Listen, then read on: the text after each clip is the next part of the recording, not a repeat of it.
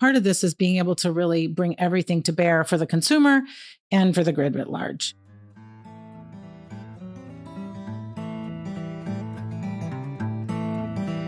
Can you imagine a future where you're earning money helping to support the electric grid?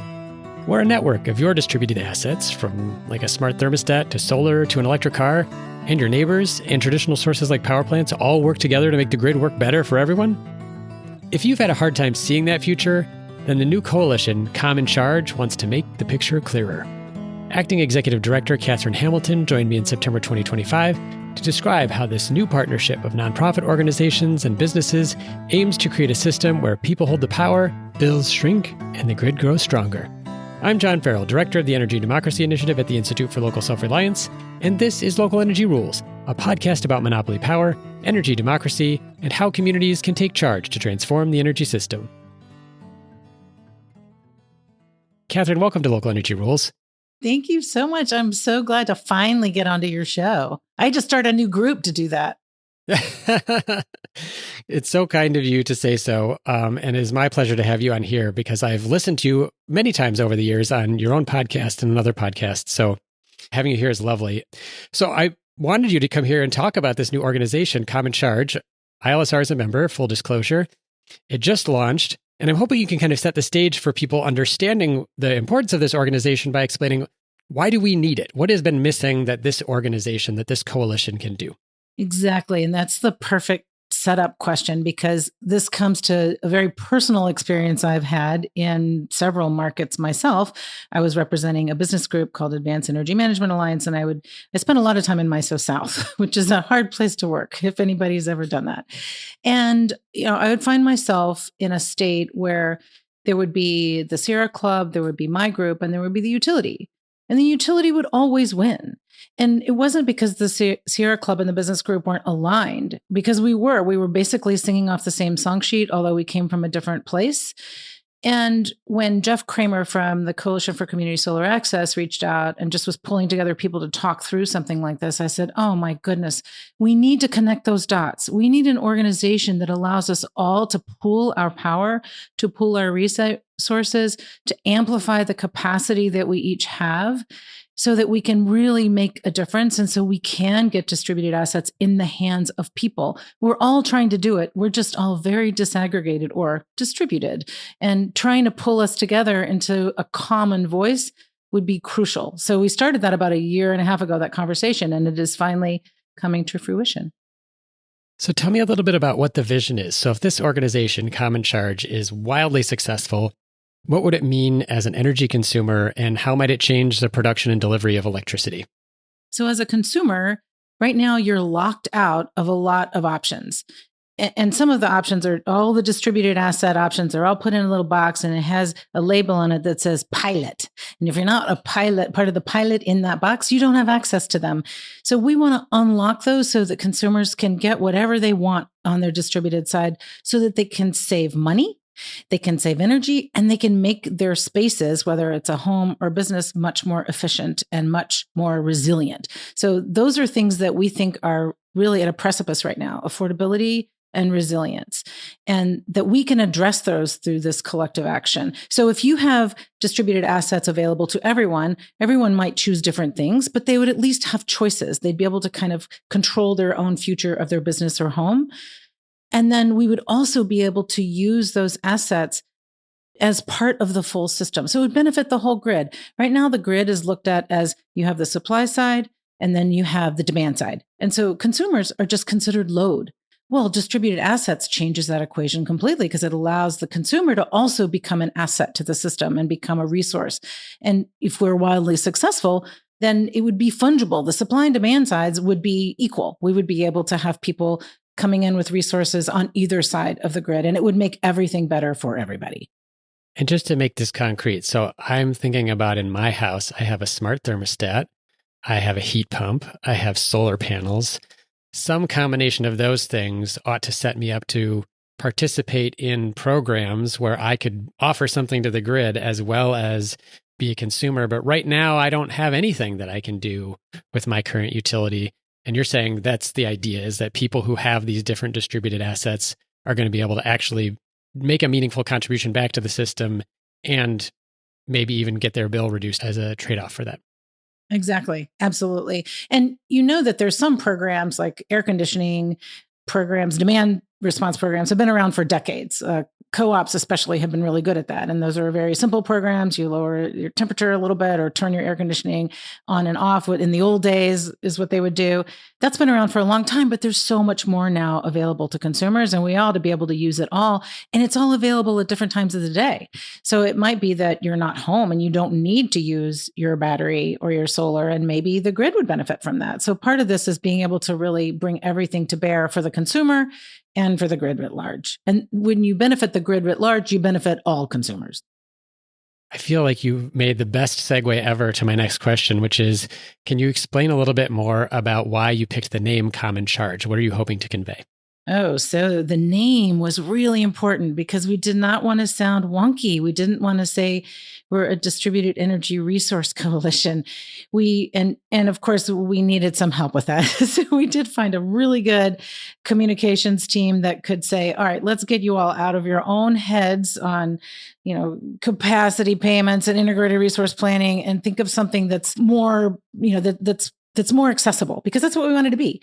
So common charge indicates collective momentum. So you think about charge being the language of electricity. A charge is a flow. It's also a figurative surge of action as well as the literal flow. And then common is so much about the collective, a shared purpose, a spirit of community. So we wanted something that was democratic, that was inclusive, and that was also inviting people to join. And since we planted that common charge flag, we've had a lot of interest of people of all types across the spectrum, from every walk of life, coming in and saying, how do I be part of this? And that's exactly what we wanted to do. Can you explain a little bit about why it started off as this coalition of both nonprofit advocacy and research organizations and businesses? What advantage does that convey over networks that tend to have just one or the other? I'm kind of thinking back on what you said at the beginning about your work in states in the southern part of the country and MISO South, or Sierra Club, and the businesses that you weren't necessarily working together. Is that part of it here, that you've seen personally but also, like, how are you thinking writ large that this might convey an advantage? Yeah, I think it would be enormously powerful, because if you think about a business group, their job is to create a market for the business. Like, let's increase the market for whatever it is, smart thermostats or energy storage or rooftop solar.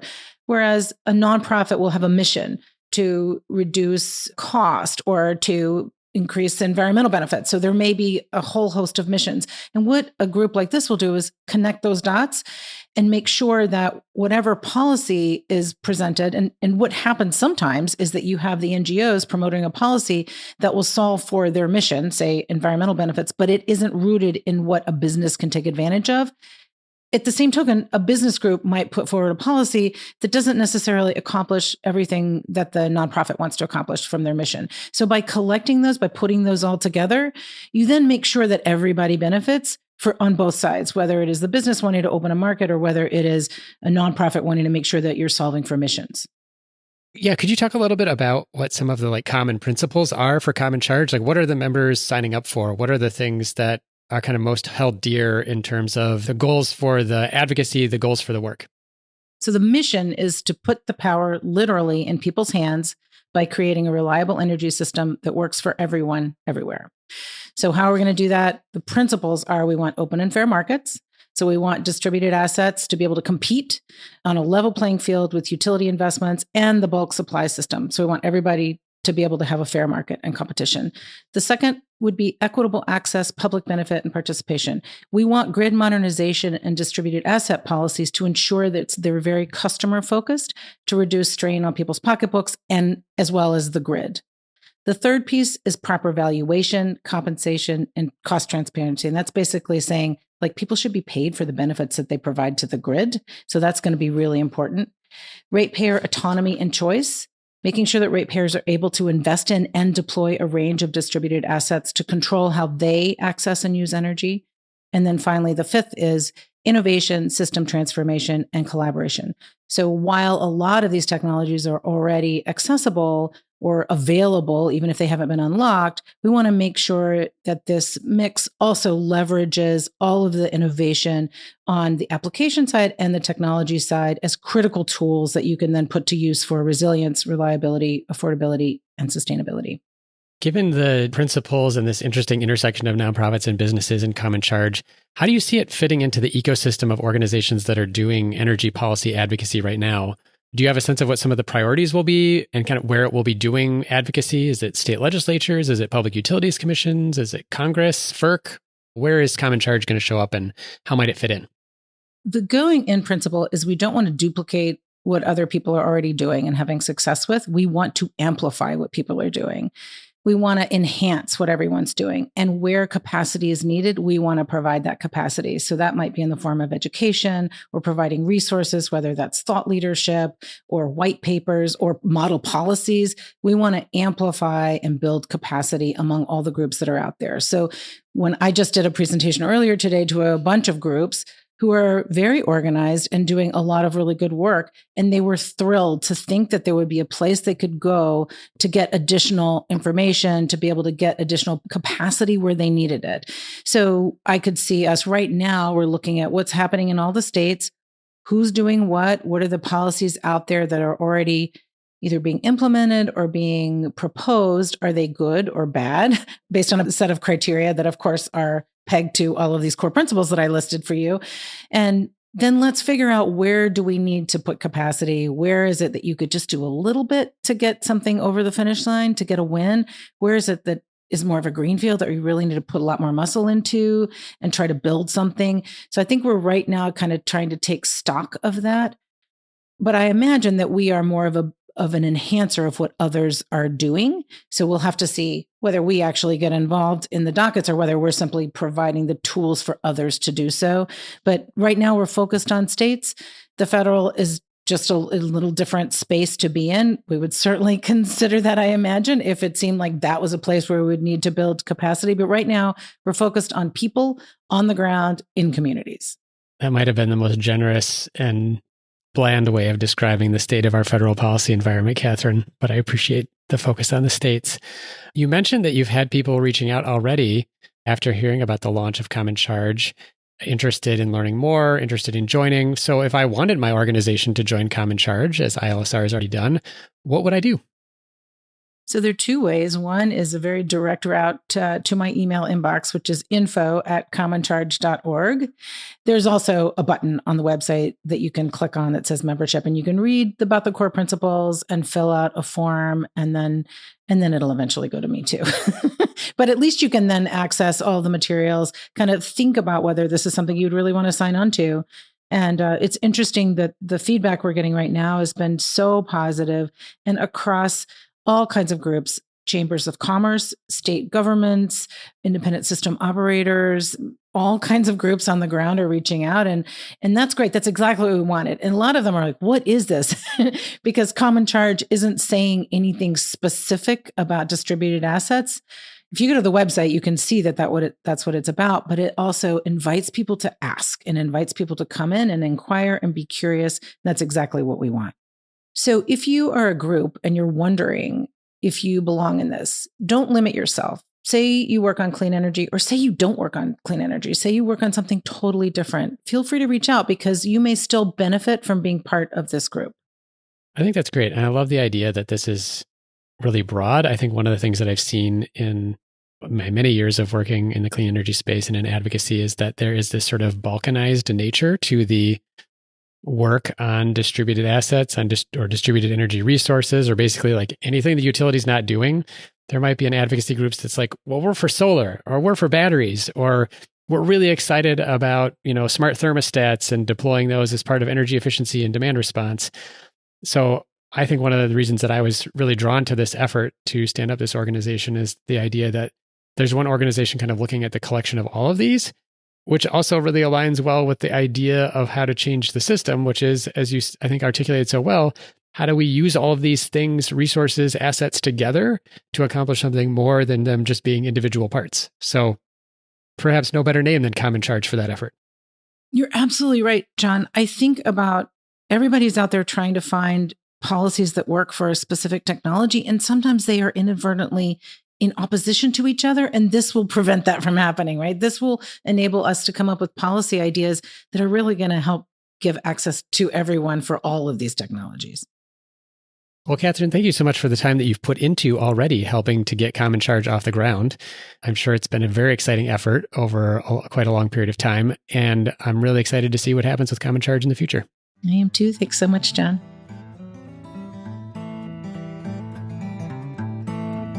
Thank you so much for listening to this episode of Local Energy Rules with Acting Executive Director Catherine Hamilton about the launch of Common Charge.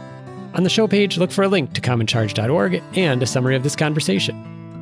Local Energy Rules is produced by myself and Ingrid Burson, with editing provided by audio engineer Drew Birschbach. Tune back into Local Energy Rules every 2 weeks to hear how we can take on concentrated power to transform the energy system. Until next time, keep your energy local, and thanks for listening.